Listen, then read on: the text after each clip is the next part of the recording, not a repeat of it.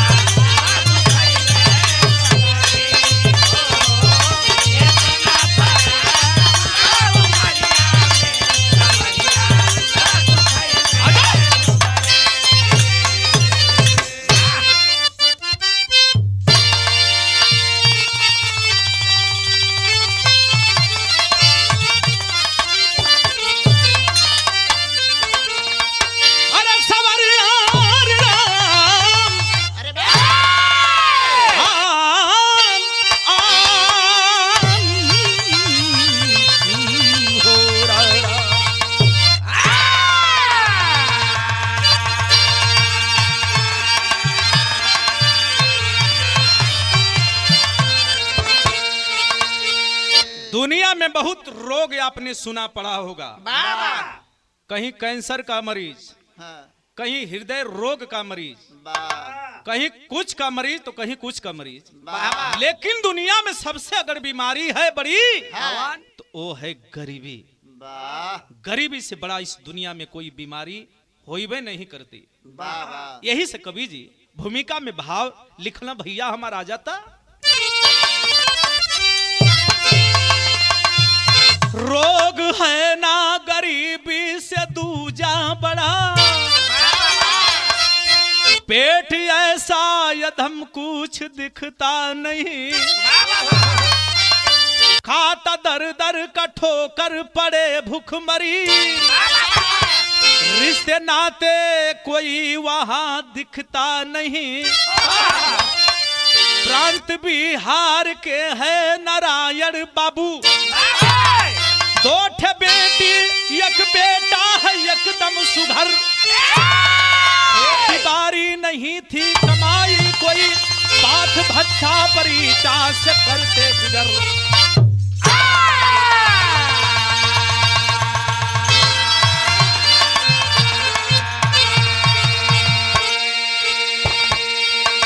इस बिरहा का शीर्षक होगा मर्दों के वेश्यालय से निकला फौजी जवान। मेरे साथियों ये बिरहा सिद्ध कर देगा आखिरकार महेंद्र भैया ये दुनिया ये समय केहू के छोड़लच ना। मेरे साथी आखिरकार ये प्रांत बिहार की घटना मैं गा रहा हूँ। बाबू का नाम नारायण बाबू और बेटवा का नाम अमित। अमित का दो ठे बहिन नहीं अंजू और मंजू। परिवार खुशमय है, गरीब हैं लोग। बाबूजी भट्ठा पर काम करत हैं, जवन नून रोटी सपरे भैया कर्जा कुआम कई परिवार जियावत में खियावत में। अब बेटवा के फौज का तैयारी करावत में। परिवार खुश है। माई बाबू आसरा लगौले हो हमारे एगो बेटा जैया भर्ती हो जाई, कुल दुख का दिन ओरा जाई हो भैया। यही वजह गजल का अंदाज लगल। कौन गजल है भैया? ऐसा पहली। क्या ऐसा पहली?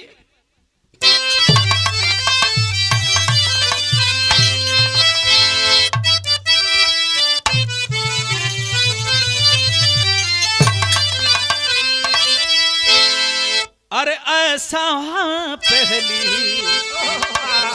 भैया, अरे ऐसा पहली बार हुआ, ऐसा पहली बार हुआ, ऐसा पहली बार हुआ, ऐसा पहली बार हुआ। विजयी भैया ये गौना ऐसा पहली बार हुआ है। मैंने बिरहा में शुरुआत किया, क्या किया? इसी गीत को गाया, दोहराया, लेकिन शब्द अलग है। जान सनम, जान सनम इकरार है राधा, जान सनम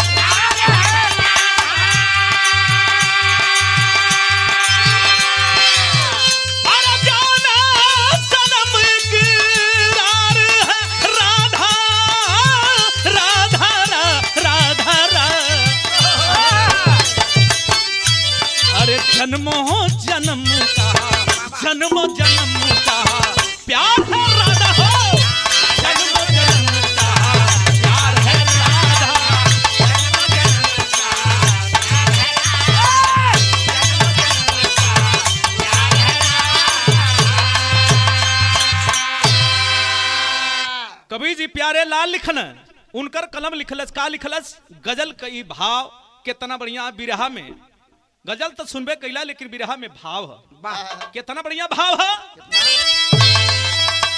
अरे पर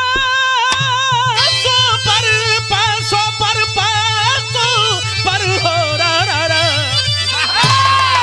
भैया पैसों पर इंसान है बिकता पैसों पर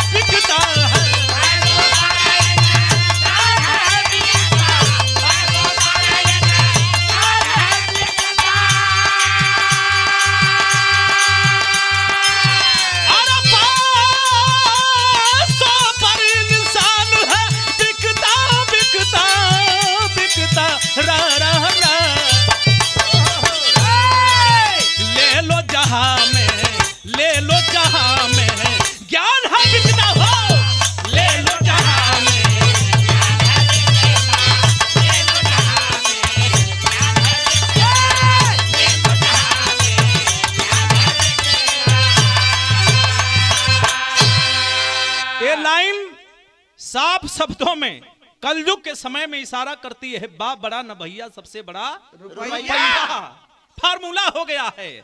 मैंने एक विरहा में बोला है कि वैज्ञानिक सिद्धिकरण में लिखा है जनरल नॉलेज में लिखा गया कि जल ही जीवन है लेकिन कुछ दिनों के ही बाद लिखा जाएगा कि पैसा ही जीवन है।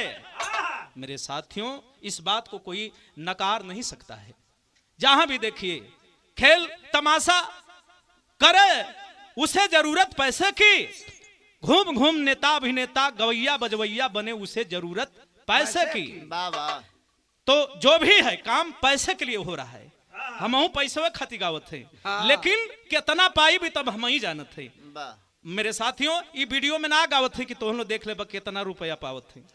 संकेत लगल हाई देखा बाबूजी भट्ठा पर काम करत हूं और सीजन जब बंद हो गई पैसा का दिक्कत होके लगल परिवार में।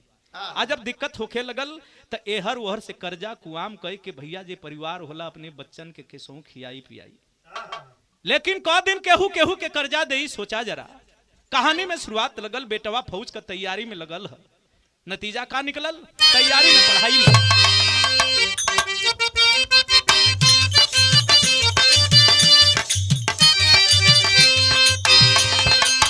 ठप रोजगार हुआ जीवन डगमगाया है। ठप रोजगार हुआ जीवन डगमगाया है। बड़ी भूखमरी प्यारी पूछने ना आया है।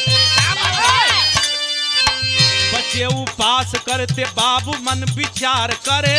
बच्चे उपास करे बाबू मन विचार करे। जुटा के कर जलाए बच्चों संग आहार करे। कहे अमित की बाबू करब हम कमैया हो। बनूंगा फौज खूब लाऊंगा रुपैया हो। बाबू माई के समझावत बेटवा की देखा बड़ा हम तैयारी करते जैया फौज में भर्ती हो जाई तो रुपया पैसा का कमी ना रही। जैसे तैसे समय कटत दू ठे बहिन है उन्होंने की पढ़ाई लिखाई में रुपया लगत है। खेती बाड़ी हो ना कोनो बिजनेस धंधा बान कैसा समय कटत है। परिवार भैया हो गरीबी झेलत बा। कबो खाना बने कबो ना बने कबो चूल्हा जरे कबो ना जरे। अगल बगल से कितना कर्जा कुआम लेबा के देई हो भैया। झूठई लोग गरीबन का तस्वीर खींच के वायरल करेला लेकिन केहू मदद करे बदे तैयार ना होला। दुनिया गरीबी का मजाक उड़ावेले। हाई देखा आखिरकार बाबूजी एक दिन बैठल हो बेटवा आके कहला बाबू सुना हमके भर्ती में जाए के कुछ रुपया दे दा। बाबू हर हर हर हर रोवत हो मुन्ना यहाँ खैले खैले के दाना दाना के मरत ही जा बतावा कहाँ से रुपया दे जा। लेकिन माई कहले कि बाबू मत घबरा हम जात हई रुपया लेके आईला। गईली हो भैया एक ठे गहना बा छागल बा ले जाके सोनार के हन बेच के कुछ खाना पीना का सामान लिए नहीं कुछ पैसा जीवन बचल अपने बाबू अमित के कली ला बेटा तू चल जा भर्ती में। भैया हो हाई देखा आखिरकार यहर खाना पीना बनत है परिवार के सहू मेरे साथी खात कमात बा। एक दो दिन के बाद आशा बाबू माई लगौले हुए। बाबू चरपाई पे बीमार पड़ल हो, लेकिन असरा लगौले हो कि हमार बेटा भर्ती होके बदे गल, वो भर्ती होके आई। संजोग दिखा वही सवेरे का टाइम खाना बना के पहिल का कवर मतारी जब वही उठा के मुंह में डालल चाहती तो बेटवा अमित आ गल। जब माई देखलस अपने बेटा के तो खुशी का ठिकाना ना, तर्ज बदल गई। माई कहत का अरे सुन कैला राजाऊ, अरे सुन कैला राजाऊ, अरे कचौड़ी गली सुन कैला राजाऊ। हे भैया अनिल, अरे मिर्जापुर के कैला गुला जार हो, कचौड़ी गली सुन कैला राजाऊ, मिर्जापुर के कैला गुला जार हो, कचौड़ी बहादुर हवा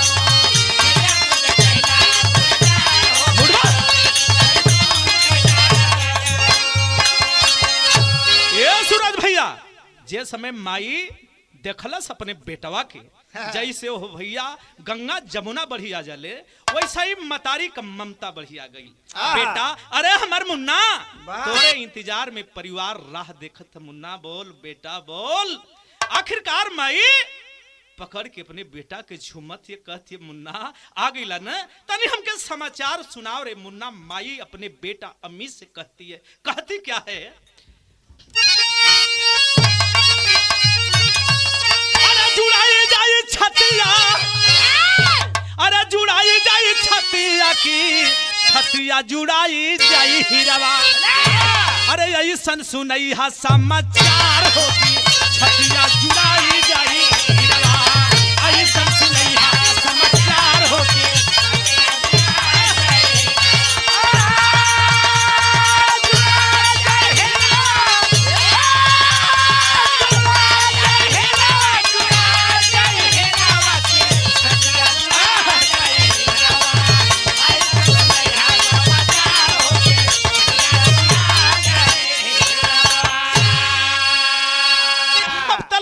सोचा था कि कमन समाचार सुनाई माई के। माई बाबू असरा लगौले हम कि बेटा फौज के भर्ती से आयल है तो जरूर हमार बेटवा खुशी जौन बा की सुनाई। लेकिन भैया हो बाबू माई से आखिरकार बेटवा कहत कि माई कि कमन समाचार माई। अरे तो क्या सुनाई? अरे छट गईली हम मेडी कलवा में जाली।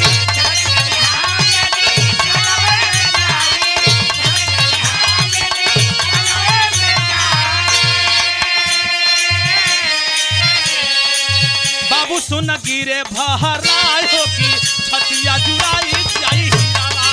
बाबू सुन गिरे भहराय हो की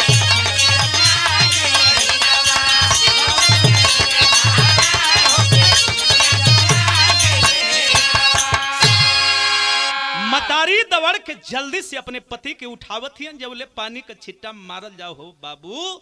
बाबू का दम टूट गया। बेटवा देखा था कि ई का बाबू के सदमा बर्दाश्त न भयल।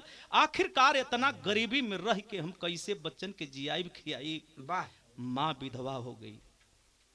बड़ा बेटा सोच रहा है अमित क्या करूं। ले जा करके दाह संस्कार करता है। माई रोवे कि रोइबे न करे।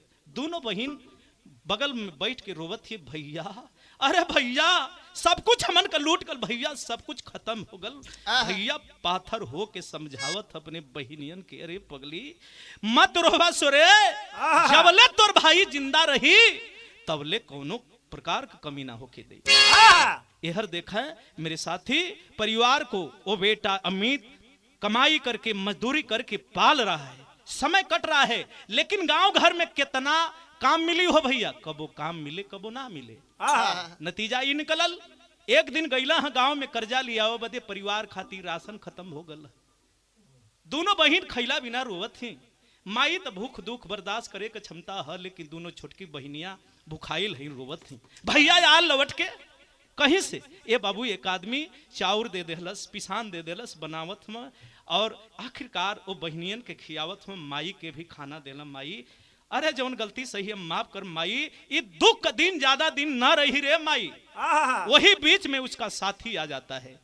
मेरे साथी आता है सुशील। जब साथी आता है तो कहता है कि अरे भैया क्या हाल चाल है। एक साथी को साथी देख करके पकड़ के रो पड़ा, भैया बहुत दुर्दीन है रे भैया, खाने खाने के लिए मेरा परिवार मर रहा है, कोई काम है तो ले चल मुझे धरा दे।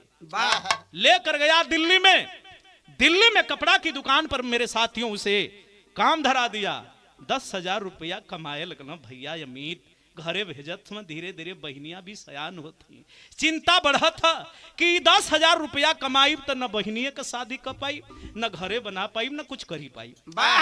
एक दिन बोला अपने साथी से, अरे साथी ये तो काम बढ़िया किया लेकिन इसमें काम नहीं चल पा रहा है, तो बोल क्या करेगा। मेरे साथी कुछ ऐसा काम धरा दे कि बहुत रुपया कमाऊं और बहुत रुपया कमाऊं, कम ही दिन में मेरी गरीबी दूर हो जाए। कहा ठीक है ऐसी बात है तो चलो हम तुम्हें लेकर चलेंगे, सुन काम तुम्हें मिलेगा, रुपया भी मिलेगा, बहुत रुपया कमाएगा रे बहादुर। सुन करके वो लड़का बहुत खुश है, साथ में चल देता है। देख वो लाइन खड़ी है, उस लाइन में जा तू खड़ा हो जा। तर्ज लगल, कौन तर्ज भैया हमार?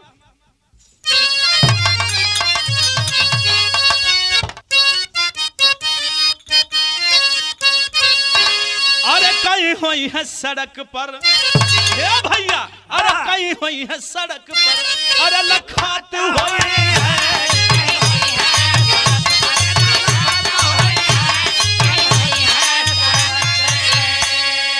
अरे गर डाल के रुमलिया, अरे डाल के रुमलिया, अरे हंसत हुई है, अरे कहीं हुई है सड़क पर लखात हुई है।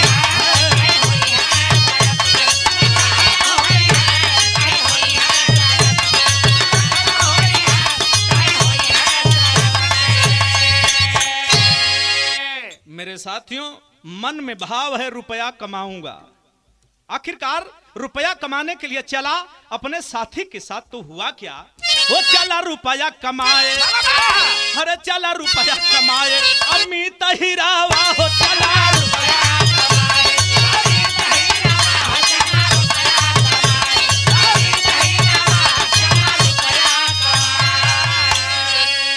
वो संग में साथी तब रहला गुरु मीत बिरावा, संग में साथी तब रहला गुरु मीत बिरावा,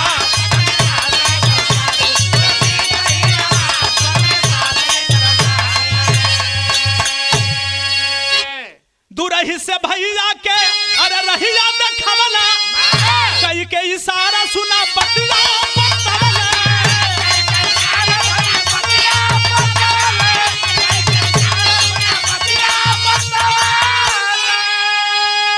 अरे वही जब मिली रुपया, अरे वही जब मिली रुपया तू ले ला हीरावा, चला रुपया कमाए हो अमित हीरावा।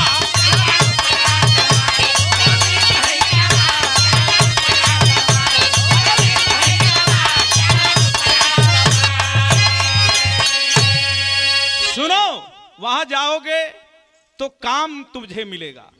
लाइन में जाके खड़ा हो गया, सोच रहा है अरे यार मैं ही नहीं बल्कि तमाम यहां लड़के हैं, मैं ही नहीं बल्कि तमाम लड़के हैं। मेरे साथियों यही सोच रहा है वो लड़का, लेकिन कैसा काम मिलेगा, कौन मुझे काम देगा।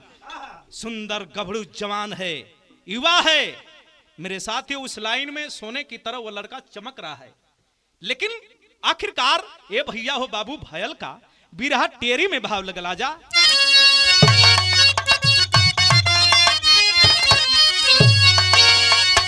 हरे समय तोहर बदली भैया, संगवा का संगियवा कहत कि भैया एकदम सही जगह पे आल हुआ, समझावत कहत अरे समय तोहर बदली भैया, अरे हमारी बात मान के कैले बात कमैया। सोचा था कि ये भाई लाइन में तो हम खड़ा है ही, आखिर कमन रुपया कमन काम मिली, रुपया तो हम समझ में आवत है लेकिन कमवा ना समझ में आवत है। आ जाई महेंद्र भैया, तू तो जानते हो तो के का बताओ कि है कोनो जगह बाकी थोड़ा हूँ बा ना।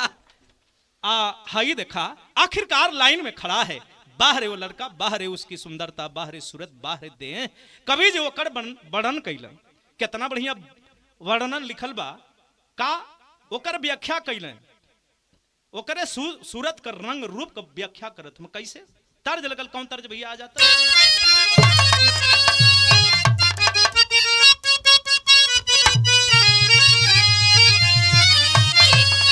अरे गवना कराए अरे पीड़ा घर बैठवला, अरे गवना कराए पीड़ा घर बैठवला, अरे अपने कोई लरिया मिल गलरी, अरे नीरव मोही दगा दे के, हे भैया अरे नीरव मोही दगा दे के, अरे भागल री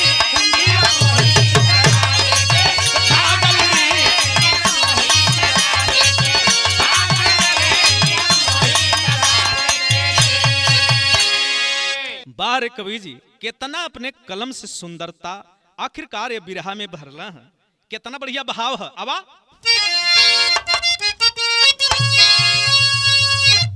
कि गभरू जवान अरे जकर ठल बादनिया, अरे गभरू जवान जकर ठल बादनिया, अरे शीशा में जस बाटे अरे डालल हो, गोरी देख के सूरत भइली अरे पागल हो, गोरी देख के सूरत भइली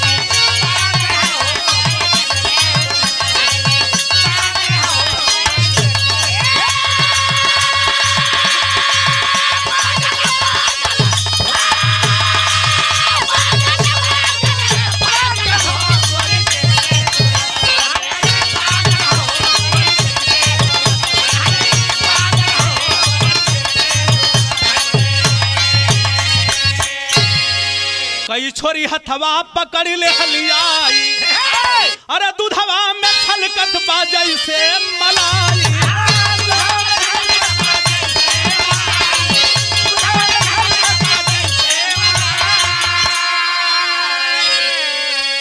अरे कैसन बा काम अरे तब सोचा जवानवा, पैसा कमाए पर लागल हो, गोरी देख के सूरत भइली पागल हो, गोरी देख के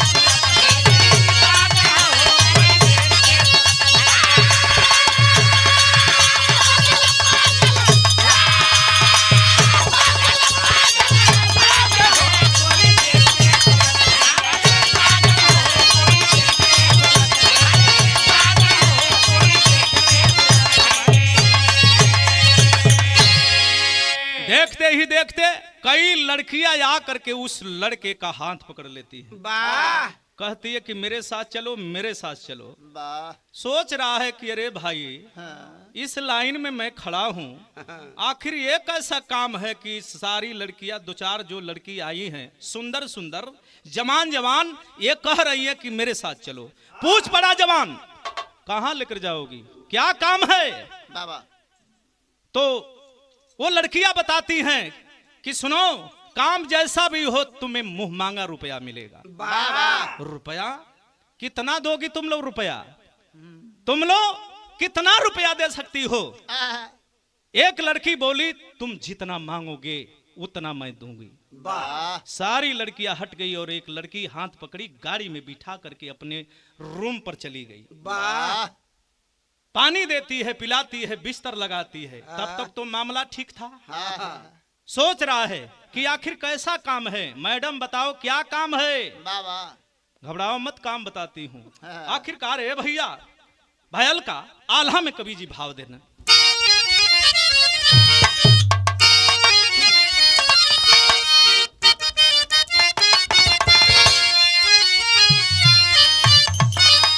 अरे पनिया पियावे जे में, हे भैया पनिया पियावे जे में, अरे ना सवाली गोलिया भैया।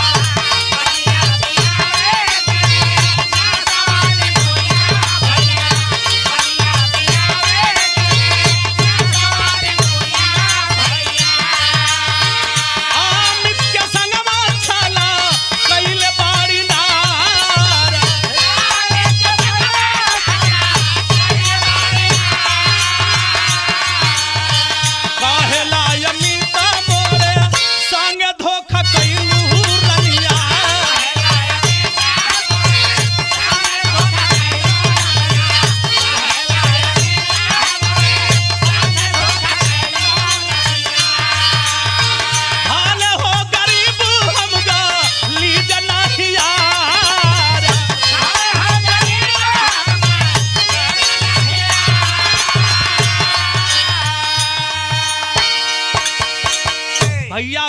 आखिरकार जब उसकी नींद खुली तो देखता क्या है, क्या? ये तो बहुत गड़बड़ हो गया। मैडम आओ इधर, क्या काम बताओ, तुमने काम नहीं बताया। अरे तू समझ नहीं पाया, अरे जब तुझे मैं पानी दी और तूने पिया तो वही मेरा काम था। अरे ये कैसा काम, बोल कितना रुपया तुम्हें चाहिए, ले ले रुपया। कहे ये साहब हम गरीब जरूर है लेकिन गलीज ना है।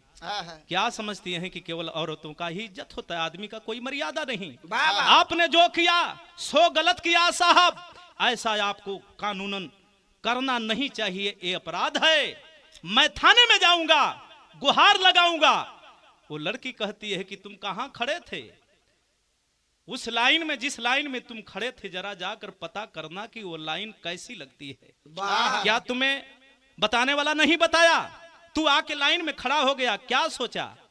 क्या सोचा कि तू फौज में जाके भर्ती होगा, सिपाही दरोगा हो जाएगा, तुम्हें नौकरी मिलेगी। सुन, यहां से चला जा वरना तुझे मैं फंसा दूंगी। कहा मुझे फंसने का कोई गम नहीं है, सुनिए हमारी बात, मैं ऐसे नहीं जा सकता हूं।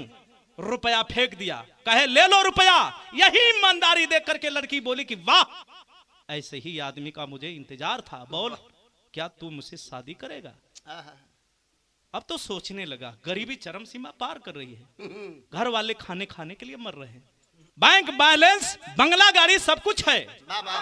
मन में विचार करता है क्या करूं, किस्मत का ताला सामने दिखाई पड़ रहा है, हाँ करूं या ना करूं। जवान एक बार नजर उठा करके मुस्कुराता है और कहता क्या है, सदन में भाव लगल आजा।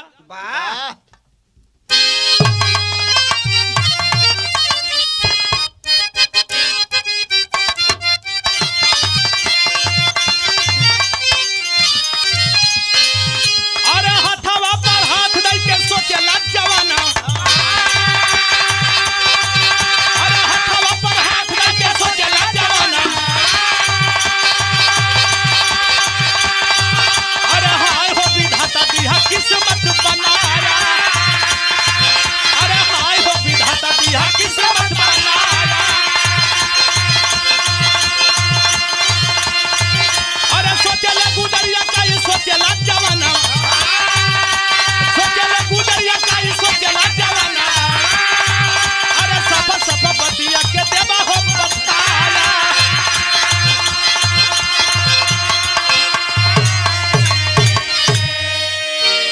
बोला कि हाँ शादी तुमसे करूंगा। जब वो लड़की सुनी कि शादी करोगे, सुन तुमसे पहले मैं कई लौंडे से मुलाकात कर चुकी हूँ, क्या तुम्हें बर्दाश्त होगा? कहा तुम्हारे मैं अतीत में जाना नहीं चाहता हूँ, वर्तमान में तुम मेरे लिए सती सावित्री हो। तूने जब हाँ कर दिया तो मैं भी तुम्हें अपनाने के लिए तैयार हूँ। भाई देखा वही बगलिया में मंदिर बा, मंदिर में जाके बियाह कैले, और जब बियाह कैले तो हई देखवा खुशी का लहर दौड़ पड़ा। सोचे लगल कहीं से ना ऊपर आई तो हमारे परिवार का जीवन हमेशा खाती मेरे साथी आखिरकार गरीबी में रह जाई। रुपया कमाने के लिए उस लड़की से वो लड़का शादी कर लेता है, लेकिन वो भी लड़की ईमानदार निकली। खड़ी लाइन में भाव लगल, वो लड़किया कैलस का अब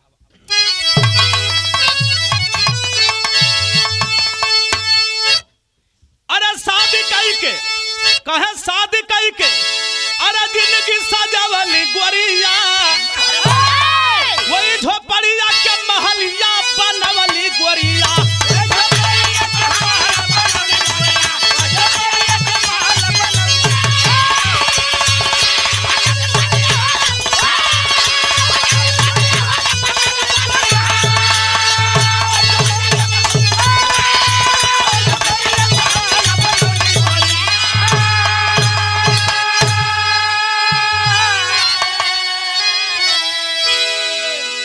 भैया हो शादी करके गांव में आती है, ओहो भैया हो टू व्हीलर से ना फोर व्हीलर से आई।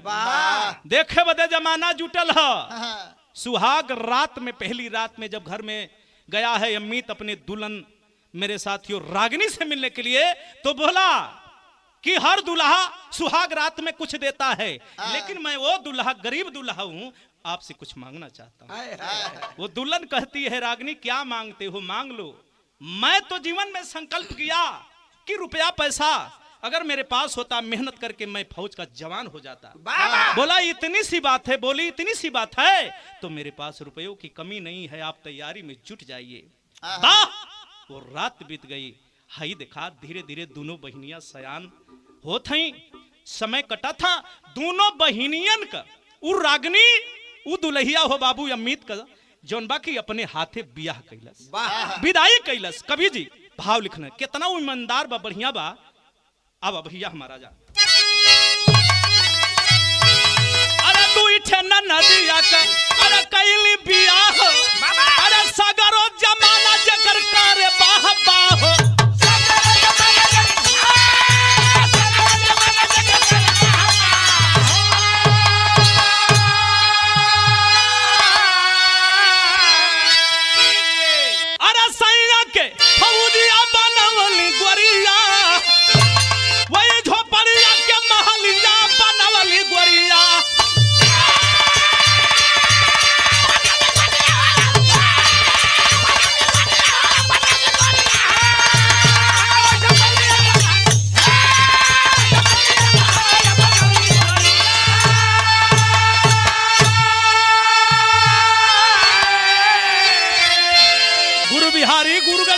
गुरु राम लाल जी पावन कथन करा और